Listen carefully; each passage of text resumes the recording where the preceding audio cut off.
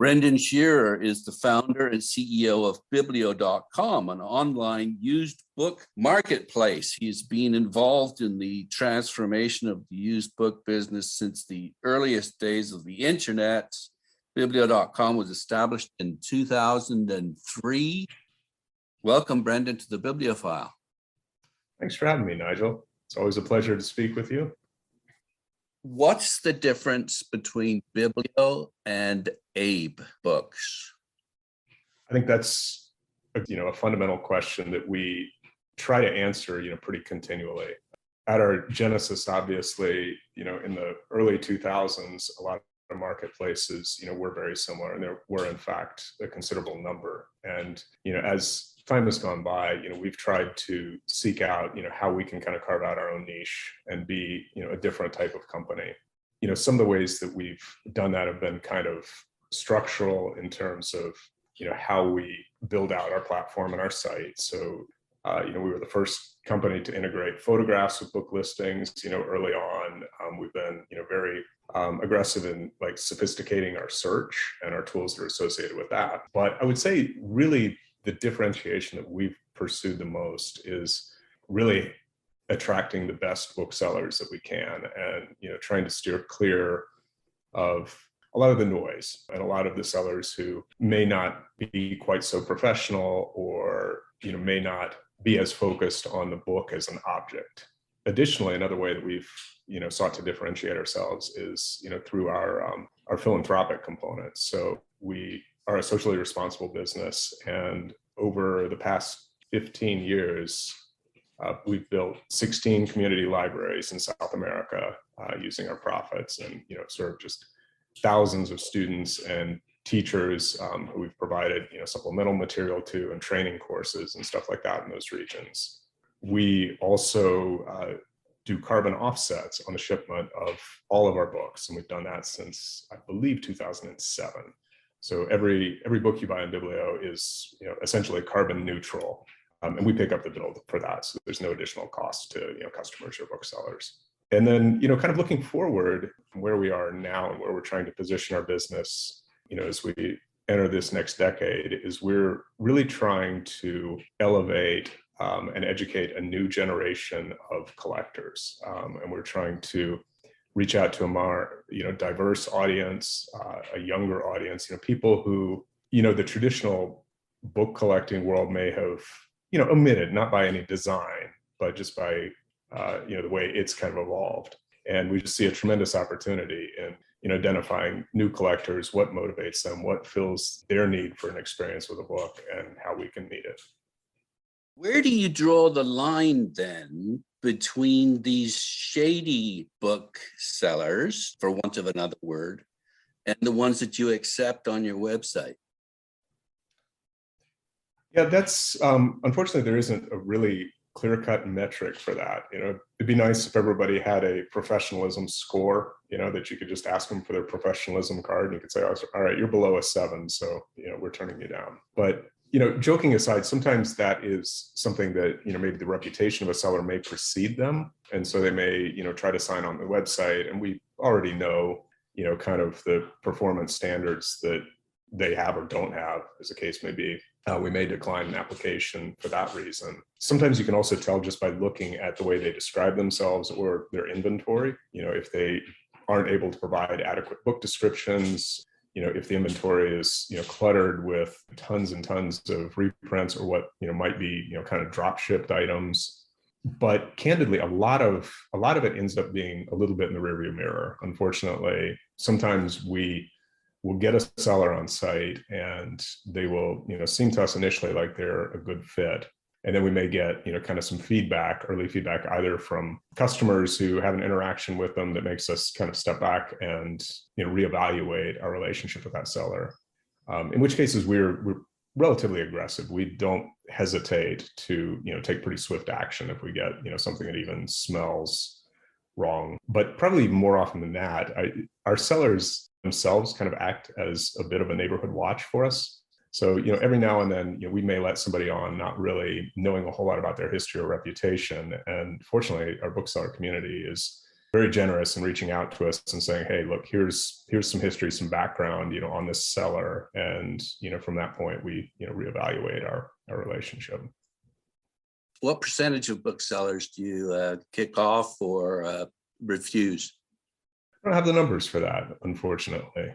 I think once upon a time I may have, but I couldn't speculate right now. 5%, 10%? Probably more than that. But again, I'd have to get the numbers from the person who kind of screens the accounts to get anything on it. One of the criticisms of Biblio is that the books on Biblio don't sell as much as they would when you put them on Abe. Yeah, and I'll acknowledge that, although I would put an asterisk there that I think every seller's experience is different. So you will find some sellers who will say the opposite, but I would agree that for most of our sellers, their experience is probably they sell more on Abe. Why is that? I think it's because we're a small company. As I like to tell people who ask us who our competition are, I say our number one competition is Amazon. Our number two competition is Amazon. And then there's us, between, of course, Abe Books being a subsidiary of Amazon. So, we're not operating with, essentially an unlimited capital budget or advertising budget that can, flex or reach to the degree these companies can. We are entirely owner operated. We don't have any external capital. We are not publicly owned.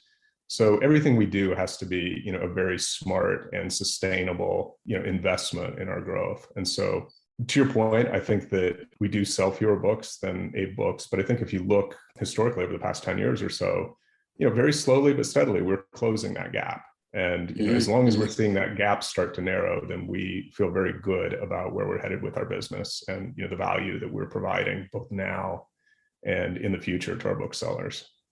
I guess one of the obvious answers would be that there are just fewer buyers that are looking at the books on the Biblio site. Is that the answer?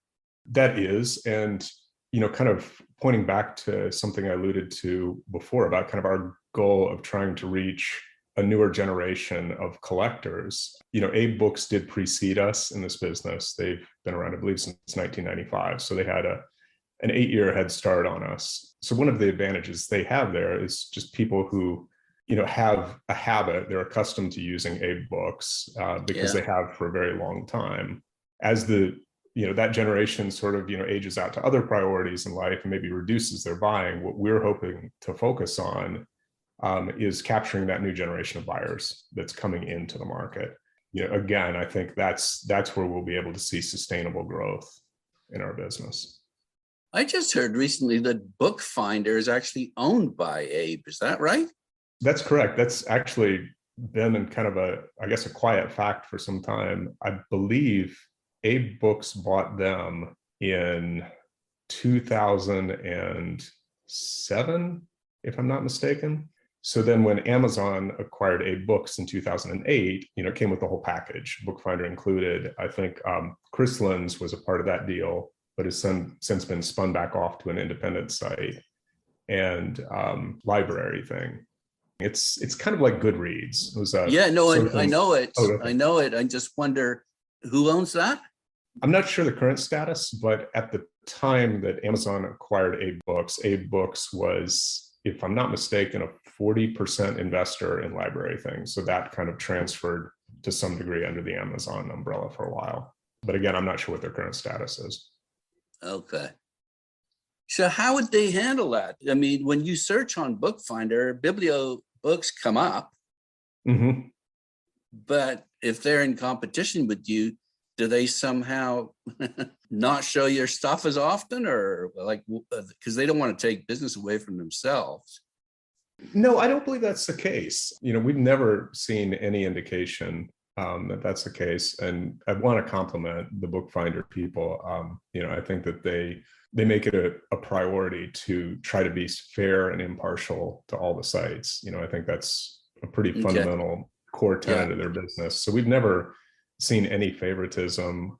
Anytime we've had any, technical issues or something, they've been extraordinarily helpful and quick to respond. Good. Internally, I think that they operate a little bit, independently. They're kind of their own separate operation. But again, I couldn't really speak to that. And then there's this other service, Via Libre. It's the same sort of thing, right? Except they cover eBay and a bunch of other stuff. Yeah, I'm not sure how they differentiate in terms of coverage. I haven't really looked at that, but I know in terms of focus, Via Libre's focus really does try to be a little bit more on the, the high end, the collectible, side of the market. Not to say Bookfinder doesn't focus, on that as well, but I think Bookfinder tries to be a little broader in its reach and just reach people who are just looking for a copy of a book. Yeah. Okay. I don't know, about a year ago, I decided, okay, I want to try and move some of my books, right? I want to try and sell some of my books so I can get some money in so I can buy more books. Okay, there's a couple of different ways I can do this. I can look at Abe or Biblio or one of the auction houses. And I settled on Biblio just because I didn't have to pay anything. I just put them in and you took a percentage. Whereas Abe takes a monthly fee, right? Yes, that's correct. And also I want to point out that is, you described the slippery slope that is virtually every bookseller's career path. They start off with collectors who end up with too many books and want more books. Next thing they know, they're book dealers. Yeah, well, I must say I have moved some beautiful books that I bought off Claire Van Vliet about 10 years ago. She's a fine press proprietor of the Janus Press. Anyway, I ended up buying way too many of this one particular item, and I put some of them up on Biblio. It's taken about a year, but a couple of them have sold at about 650 US each. So I'm happy about that. I mean, maybe it would have taken not so long on Abe, but they still sold on Biblio. Yeah, you never know. I mean, audiences, it's kind of sometimes, a thread trying to find the needle somewhere on the internet, and you just have to be at the right moment in the right time.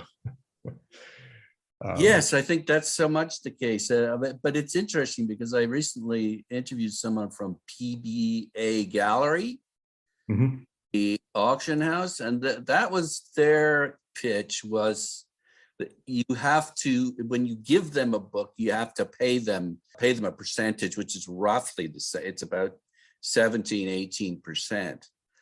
But then you also have to come up with a reserve, or they do, price. So you don't obviously do that with your company. You don't say I'll sell it for half what I want to get. You put the price on it that you want.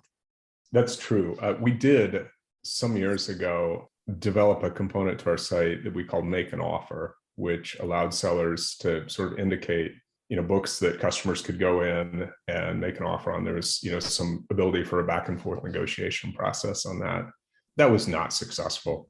We sort of let that run its course for maybe a little too long before we finally pulled the plug on it a couple of years ago. I mean, it sold some books, and I think there was a small handful of buyers who used it fairly regularly and a small handful of sellers who used it regularly, but it just never gained the adoption that we hoped it would. Right. Well, one of the reasons that I wanted to talk to you today was the fact that you're launching your first ever online book fair. Perhaps you could tell me a bit about that. Yeah, sure. And maybe for your listeners who maybe haven't heard of this kind of new concept of virtual book fair and what that entails, the idea is to emulate the part of a book fair where you have a kind of narrow curated selection of material that hopefully is kind of the really good or interesting stuff that is fresh to market, or at least hasn't been on the market for some time. So we ask sellers, don't just deactivate a listing where you've had it on the internet for 3 years and put it in there, because that's really not the spirit of it. And you draw customers in, for a limited time period where these things are available. So, in the case of our fair coming up, it'll be a 3-day period that these items will be available, during which time, dealers will be adding new material as well. So, if you come at the opening bell, you might want to check back later because there will be, additional stuff. Right. They're moving the books out from underneath the table and putting them on the top of the table. Exactly. Yes. Yeah. That we're also, for collectors who pre-register to attend the fair, we're giving them $10 towards whatever they purchase on the fair just freely. Okay. So there's kind of a little special spiff there to get people to sign up. And when they sign up, they share with us kind of their collecting interests and stuff like that. So that in future iterations of the fair, we'll be able to tailor the site for them so that we kind of push up, some of the material that is interesting to them, so that hopefully it delivers a little more value. But yeah, that's exactly what sellers want, obviously, isn't it? They want to get a hold of collectors and they want to know what the collectors are looking for.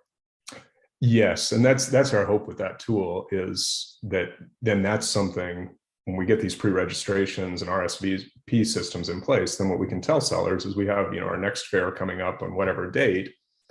Yeah. We've got, 270 people who are interested in Americana, so that sellers know what material to bring to appeal to the collectors. And then what we can do in turn is, when dealers add that Americana, we can email those 260 people who said they want Americana saying, hey, here's some stuff that's going to be at the fair, and show them the actual stuff dealers are going to bring. That's really good. That's exactly what I want as a collector, obviously. That's why I'm going to the fair in the first place. Right, exactly. Yes. The history of this is it came out of, a response, of course, to COVID, which forced a shutdown of all in-person book fairs. When that happened, we coordinated with the ABAA, Antiquarian Booksellers Association of America, to help them develop and implement a platform for virtual book fairs to replace what we were hoping, and rightfully hoped at this point, temporarily, the in-person book fairs. I think over the past, I guess it's been almost 2 years now, we've probably done maybe 10 or 12 of those on their behalf. And each time I think we've learned a little more, we've gotten a little better at it. What have you learned? Most of what we've learned is the things that trip dealers up. It's a bit of a different process for dealers than just simply listing items, on a marketplace like Biblio. We're just kind of putting listings up. Dealers will take a little more time and attention and care to their listings, uploading additional photos, adding some additional information to their listings, categorizing them, choosing what order they want them to show up on their booth page. There are a lot more touch points for dealers. And anytime you have more touch points for people, those are also potentially more places people can kind of get tripped up or confused. So we've learned a lot about how to streamline that process, how to explain it better, how to, just make that a little bit of a better experience for dealers. Okay. So do you think this will tick off the ABAA that you're doing it? The ABAA is an incredibly important partner to us. So everything we're doing, we have discussed with them. They're very aware. We've coordinated with them about the dates we're doing it to make sure it's not interfering with any of their fairs or plans. In fact, our hope is that this can be a little bit of a feeder fair for dealers to, acquire material that then they'll take to the New York Fair. Okay. So yeah, kind of to return for a moment to, our own plans, what we see as an opportunity here is just Biblio has a different reach than ABA. Obviously, there's, some overlap, definitely in terms of dealers, but also in terms of customers. But what is that difference then? It's how many members of the ABAA are there, and how many members how many dealers do you list? ABA has, I believe, around 440 members. And as far as sellers on Biblio, we have around 7,000.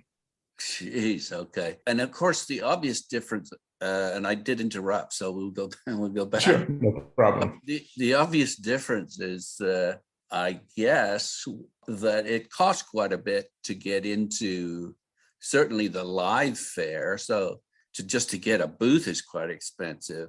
I'm sure lots of dealers make a lot more money than they put into it. But what's the draw for you? Are you going to limit the number that exhibit at this fair? No, we're not going to put a number there. I think both the economics of it, obviously, you have to pay a booth fee, to exhibit. But also, at least on the initial phase, there's some, I wouldn't say reluctance, but there's a certain number of sellers who are going to kind of sit back because they haven't seen Biblio do this before, and they want to, see who else participates, how it goes, what their reports are, before they, invest, in participating. And it ranges from, for a small booth, which allows you to list 15 items, basically. You can list 10 items, and then you get a bonus 5 items that you can put things for under $100, because we want to kind of make it more accessible to, younger, newer collectors. So that would be $150 up to $500 for a large booth, which allows you 50 items plus, you'll forgive me, I don't remember what the bonus item pool is there. It's not unaffordable, but it's also, it is an outlay of cash, so I think dealers want to have at least a reasonable expectation that they'll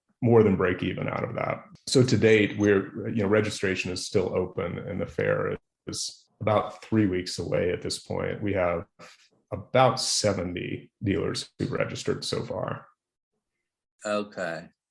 What are you doing to try and attract an audience for this fair over and above what you might normally do?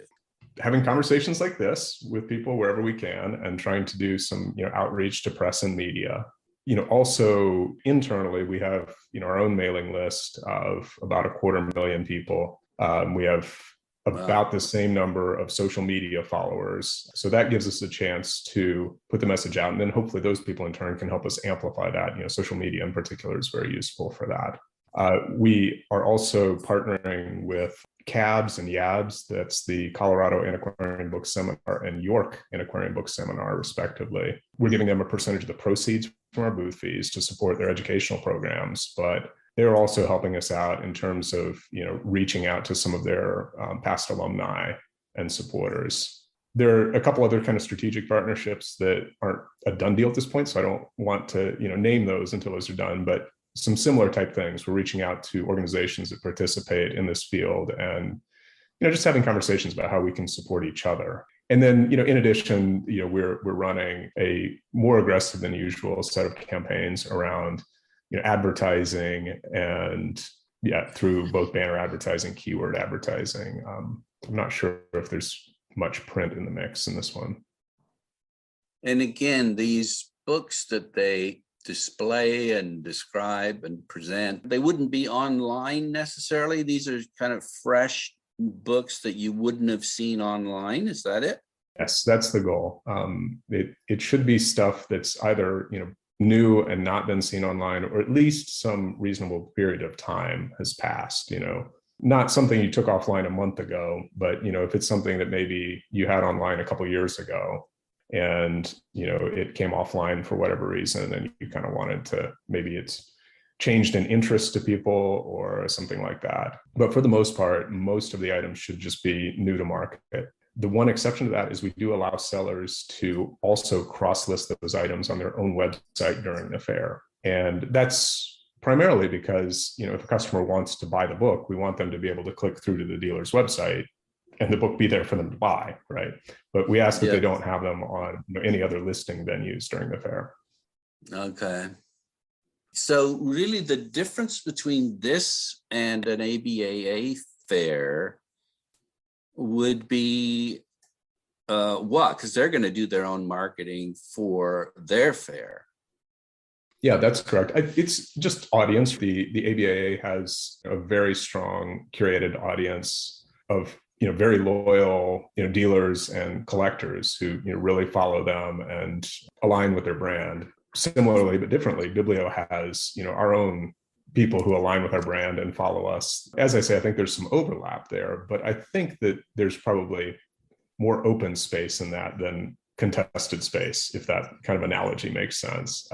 Again, because our goal really is, we don't want to compete with the ABAA. We see our role in this market as, being a company, and as a company and organization that can reach out to educate, as I say, elevate, kind of a newer generation of collectors, move them hopefully kind of up the value tree, where today maybe their book collection is a few $15 books that they just really love and they're proud of. And we want to get them from that, 5 years down the road, they're starting to think about, well, how can I get a signed first edition of this? Or how can I reach back into history and, find some, kind of more difficult to find thing, or how can I find a piece of ephemera that augments my interest in collections? But we see our goal in both this fair and also just strategically as a company in really trying to reach people, at that stage, and then just kind of whatever stage they are, just help them move to the next stage of collecting. So how are you doing that? That's a good question. I mean, obviously the commerce portion of our site is part of the answer to that. And I think these virtual book fairs for us, and I should note, this will be our first one, but we will do many more after this. And, we'll be refining our approach to that. This is not just a one-time thing. And that's an important component as well. The other ways we do it is we are very invested in creating strong authoritative content about books and book collecting. So, we have a whole section which we're continually building out that's kind of like a book collecting guide online that just goes through all kind of topics. Some, are basic, some are a little more advanced. We try to have information that appeals to, every level of sophistication where we can, or at least that's the goal. Other things we do is we are building out kind of a bibliography, if you will, of how to identify very specific first editions and points on, kind of significant or major works. That's probably the most important thing we can do, is the educational component. We really just want to teach people how to, identify, appreciate, value, take care of their collection. And, further down the road, I think, also maybe help connect them with sellers when they're ready to sell parts of their collection. And so I don't want to get too far into that, but we have some kind of future plans in the works to be able to connect collectors and sellers in the reverse, so that rather than sellers selling to collectors, sellers can buy from collectors. And that will be something we'll hopefully be introducing in the not so distant future. Well, that's such an important question, isn't it, for a collector who's spent a good part of their life collecting, is, do I throw it back in the ocean? How do I get value out of it? Not that you should go in expecting that you will. You want to enjoy the process. Mm-hmm. But that is a question that collectors frequently ask themselves, is, what am I going to do with my collection, now that I'm downsizing?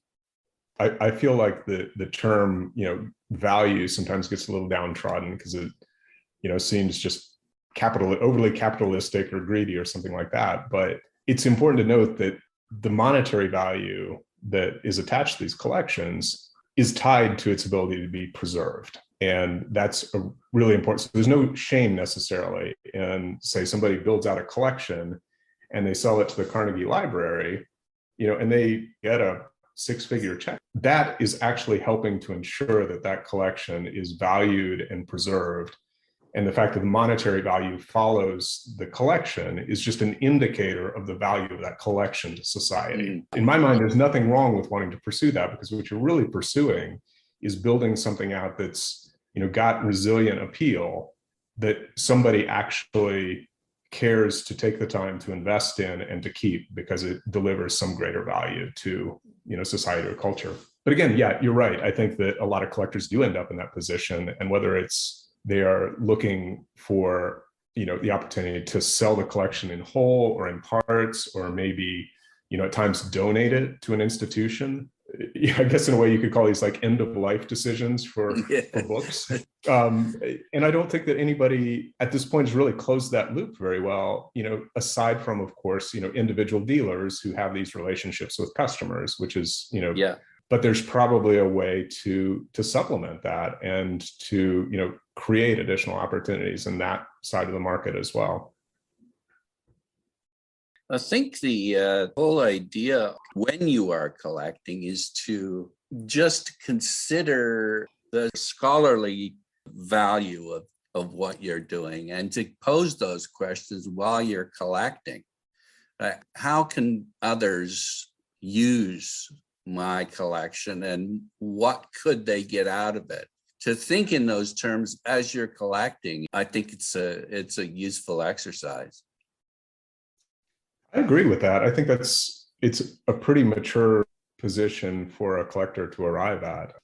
some people arrive at that conclusion early on and can begin building their collection with that kind of intent. I think oftentimes people find their way there eventually, but sometimes it takes a little of just kind of ad hoc buying because this looks cool and I'm interested in this, and it's almost more like the crowish sort of appeal. There's something shiny and you want to acquire it. And over time, as you go through that process and you start to assess what you have, you start seeing a story that emerges. And then you start narrowing and you start thinking, how through my collection can I tell the story of me, of my interests, the broader world I live in? What can I do with this collection to create a greater narrative? And I kind of want to give a nod to, some of the organizations that do, book collecting prizes for younger folks, because I think that's one of the things they look at there, because most younger people don't have kind of the budgets that maybe older seasoned collectors do. The one that comes to mind immediately is, Honey and Wax does their book collecting prize for women, young women who are starting in book collecting. Yeah, and a lot of what they're looking for right? is what's the story you're telling, and I think that's just such a valuable thing for us all to learn and to teach. It's not the monetary value of the collection; it's the value of, again, the story you're trying to build. Well, I think it enriches your own life too. As collecting really does that. It tells you about yourself, but hopefully, as you say, it contributes to society in the sense that it helps you better understand the whole context that you live in. I think that's right. And, I'd also add, I think it forces a peripheral expansion too of yourself and your interests, because you sort of begin with one intention with your collection, and then you kind of find something that runs a little tangential to that and has a little overlap. And then suddenly you kind of open yourself up to this whole other, field of interest and learning that you can pursue. And, you always have to exercise some discipline. Otherwise, you end up becoming a bookseller because you ended up with too many books and you got to cut back on them.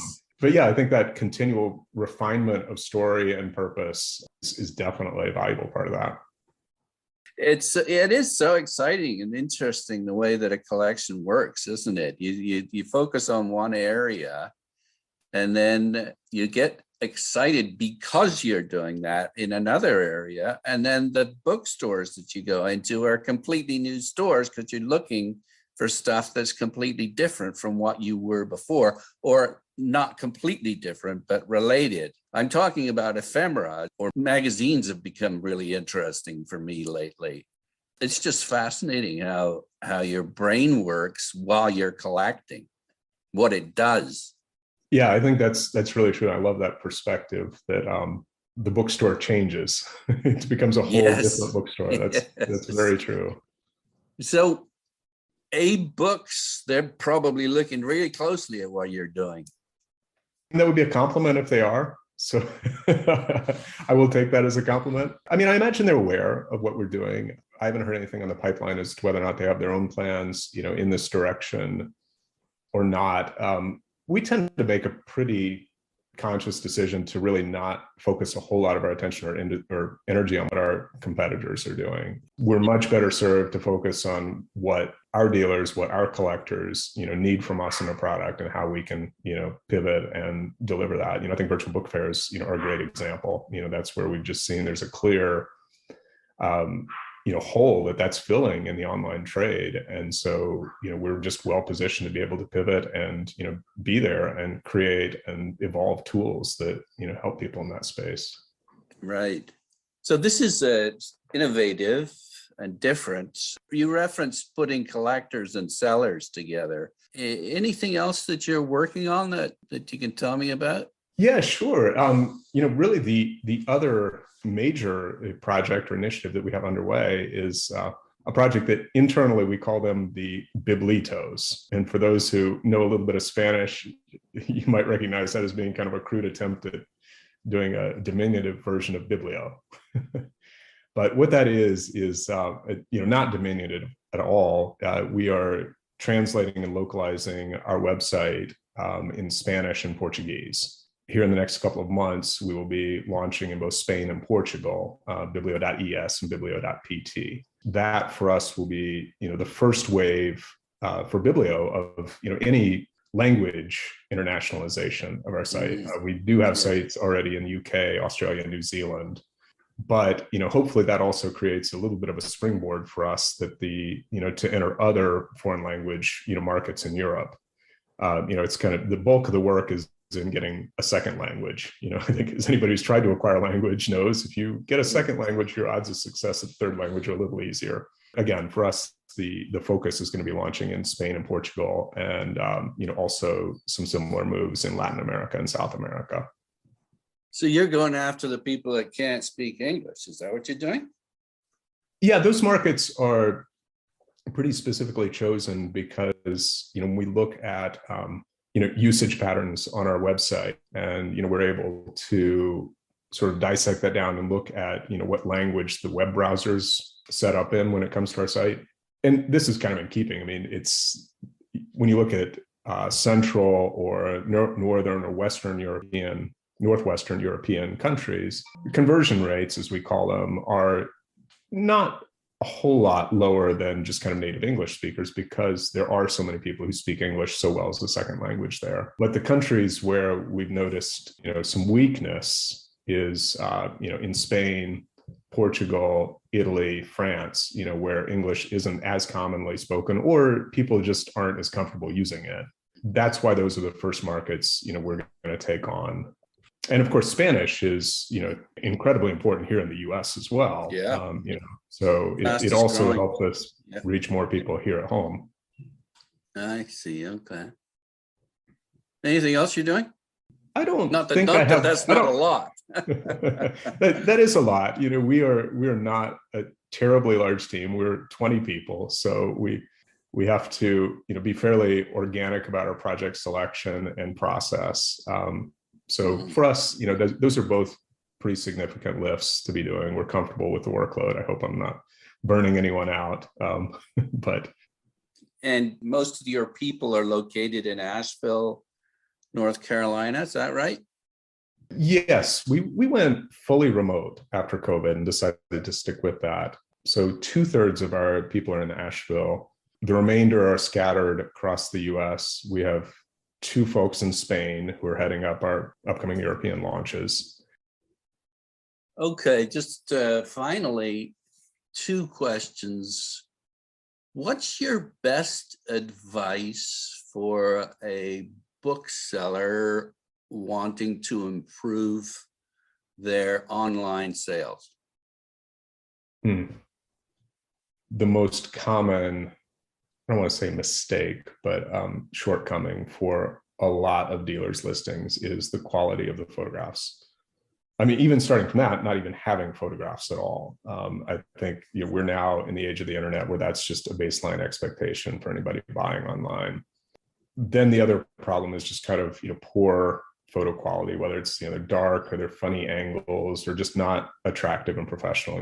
People really look at that as a signal for the person they're about to do business with.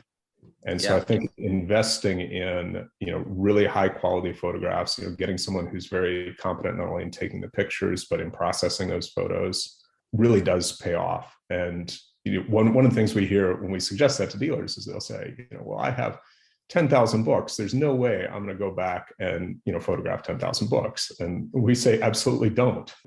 We're not suggesting that. What we do suggest is that dealers go back through their inventory and, for stuff they've already cataloged, think about things that are particularly visual or unique in their visual presentation, or that are higher priced, and maybe pull 50 items out and add photographs for those. And then, maybe a few months later, pull another 50 that kind of meet that criteria.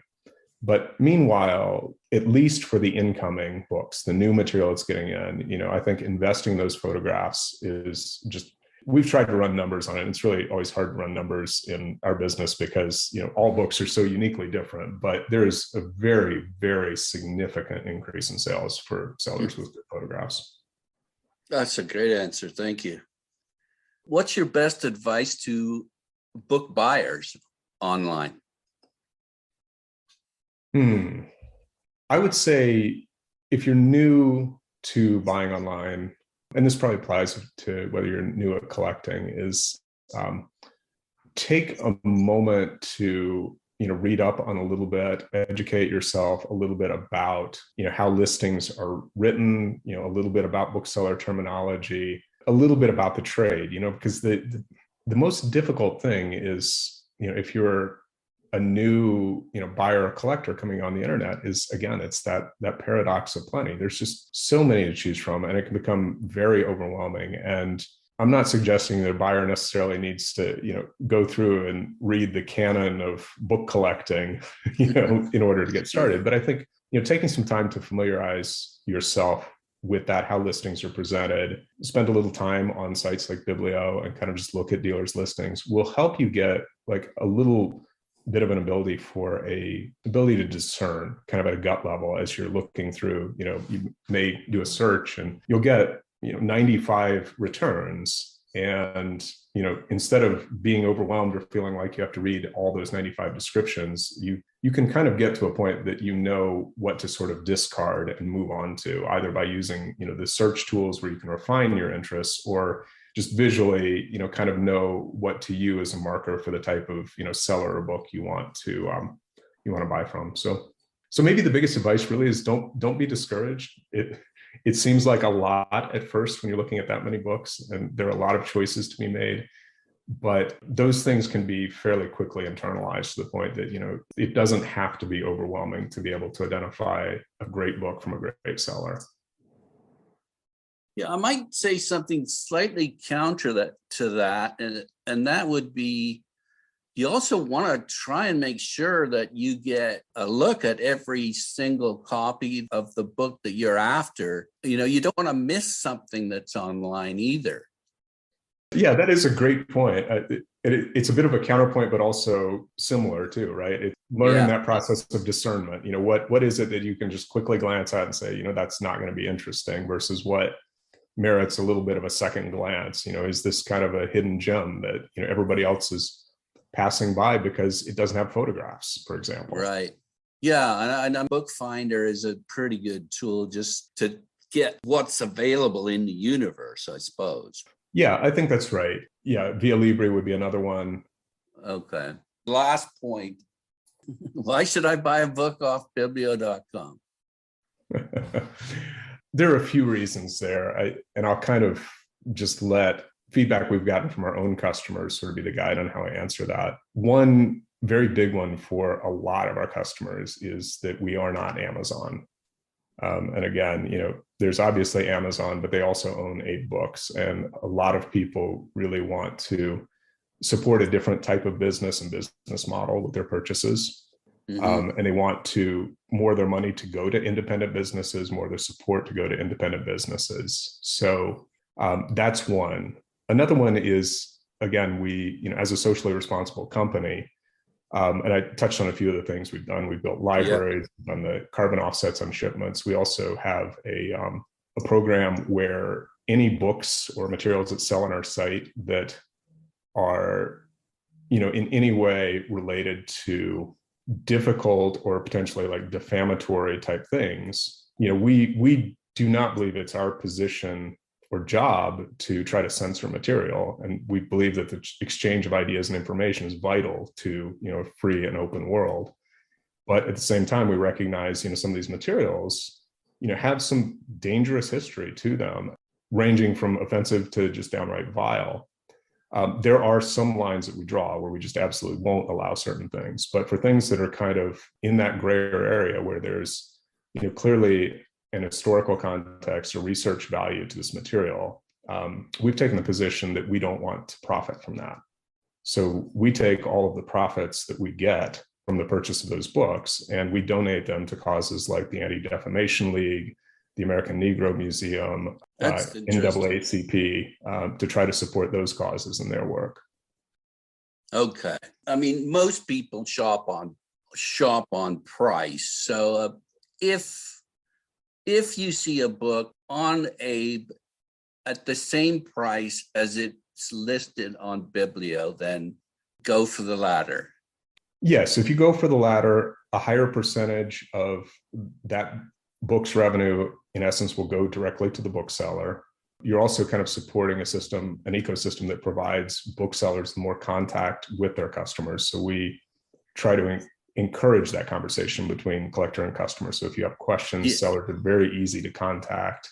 And yes, you list their emails, don't you? The other thing that happens with your purchase is, again, we will offset the carbon emissions from the shipment of that book by investing in green energy and sustainable development projects. And we also like to give away lots of our money to good causes. So your dollars will find their way to someplace good. I think right now the organization we're supporting is Room to Read, which provides educational opportunities for children in Southeast Asia, an extraordinary organization.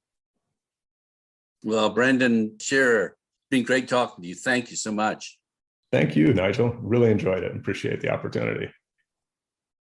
Bye for now. Bye.